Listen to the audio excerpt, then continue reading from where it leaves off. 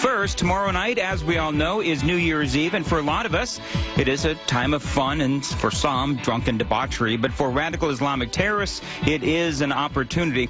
I want to welcome in terrorism expert Dr. Del Carmen. And, sir, very much appreciate you being with us here on the Drive-In 5. And while everybody is getting ready for tomorrow night, security agencies are also gearing up to keep Americans safe. And all across America, there are, as you know, sir, soft targets everywhere. We saw what happened in France and Germany in the last year with the truck attacks. How worried are you for our safety this weekend?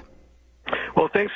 First and foremost, thanks for having me on the show there, Dan. And as far as security is concerned, I think all of us are concerned with what happens tomorrow night and, more importantly, what happens in 2017.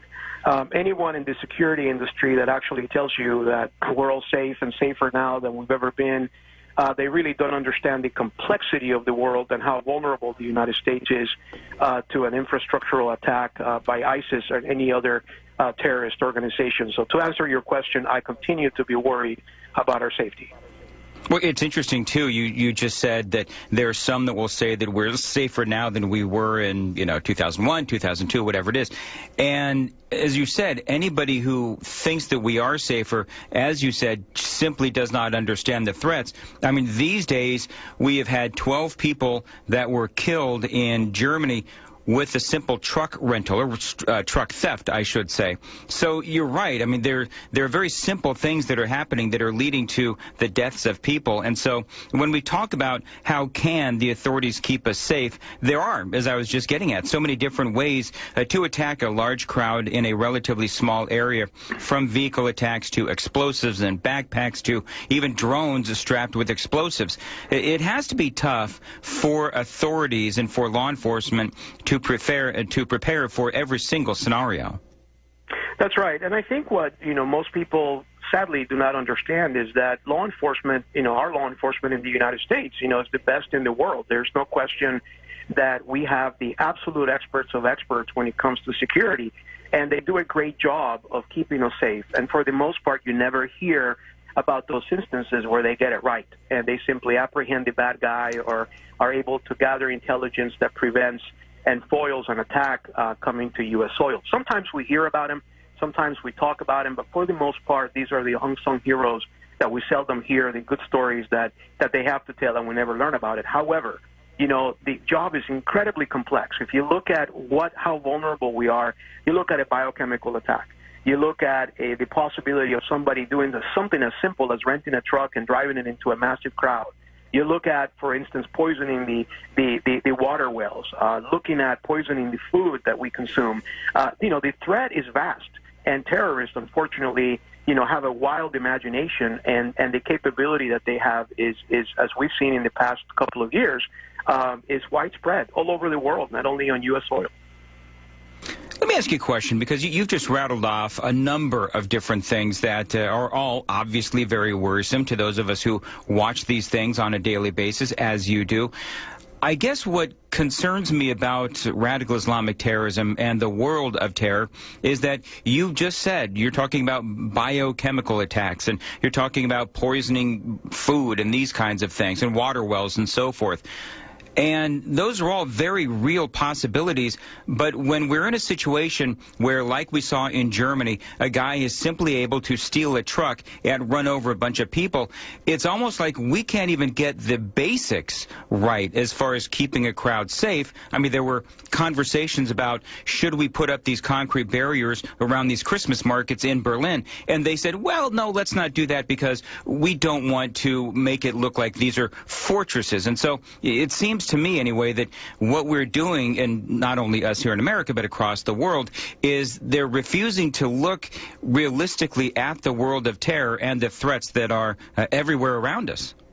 Yeah, I think, if you look back at our history as a nation, we've always had that pendulum where we have to make a decision. Are we willing to give up some of our comfort and some of the things that we like to have in our free society for the sake of being safe and feeling safe? And so we have to be able to always, every generation And every group of people in this country for the past 200-plus years have always been faced with the same type of question, perhaps a different threat, but the same type of question. Are we willing to let go of the cosmetic beauty of some of these events for the sake of being protected, or are we simply going to, assume that perhaps nothing's going to happen and still have a beautiful event, and at the same time run the risk of being harmed or in some cases being killed? If you look back, that's always been the question, and we have to answer that in a very sincere manner as people in the United States if we're willing to fight terrorism on our soil. I hate to coin a well-worn phrase, but it does apply here. It does take a village to keep us all safe. It would appear police are asking that truck rental companies report any suspicious interactions. Could that overwhelm the authorities with too much input from the public? Is there such a thing as too much input from the public?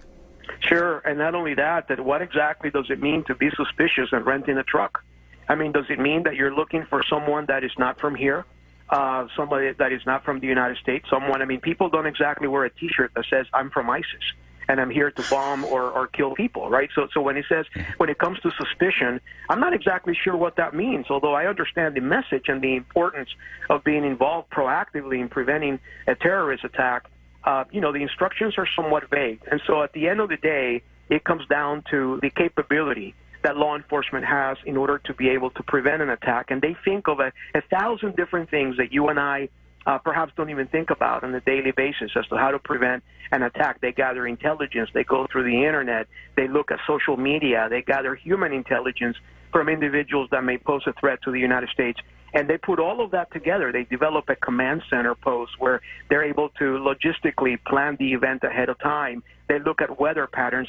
Just about everything that can possibly happen is thought through, but that doesn't mean that we'll ever be 100% protected. There's always going to be that vulnerability where if you have someone willing to die for their ideology and they have the ability of doing it with a rather low cost, low consumption type of event, they will do it. And sometimes you have inspired people that are inspired through the Internet to follow this very, twisted ISIS ideology that if they get behind a U-Haul or they get inside of their own truck, they're able to then be inspired by this evil ideology to cause the human loss of life on our U.S. soil. It's very concerning because every single individual could be absolutely a potential terrorist if given the right reasons to do so.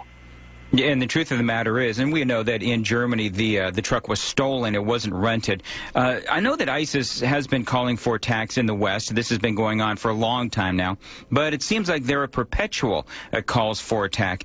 How many tips do you think the authorities are dealing with right now leading into New Year's Eve? It has to be thousands. At least thousands.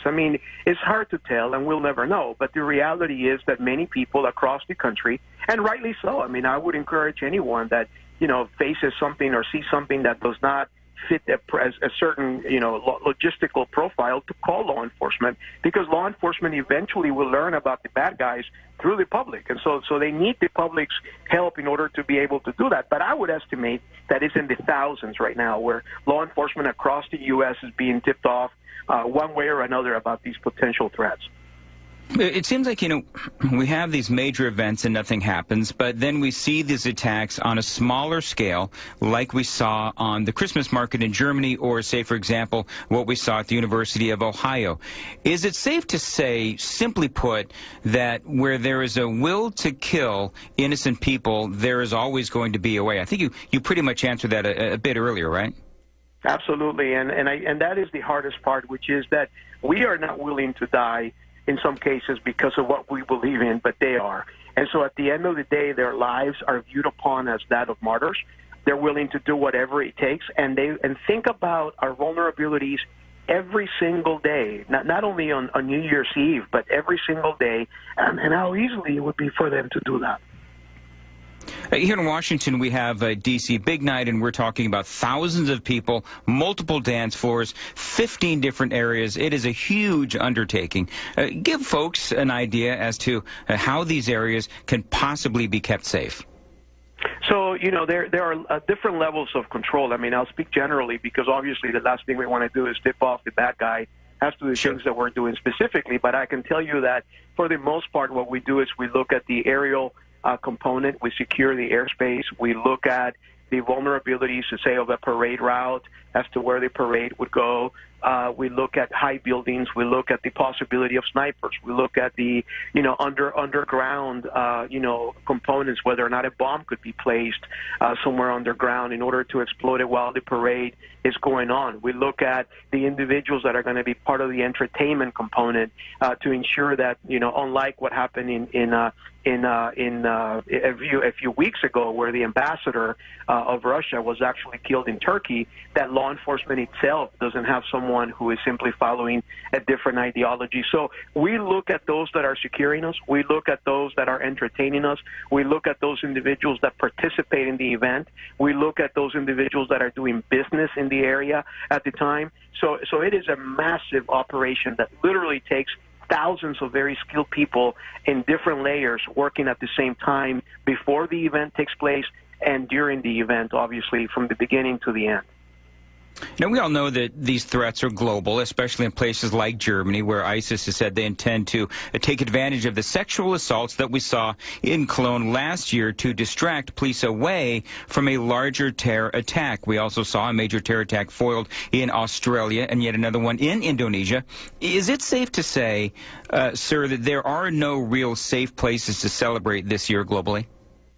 Well, we criminologists argue that safety, to a large extent, depends on the lifestyle in which you lead, right? But at the same time, and safety is obviously a relative concept. What does it mean to be safe, right? But I will tell you that as far as being the subject of a terrorist attack, I would argue that for the most part, next year, tomorrow will be a relatively safe, it will be relatively safe for you to go to your, municipality or to go to your town square and participate in an event, including that of New York City, which we know that New York Police Department has one of the best law enforcement, scenarios in the world.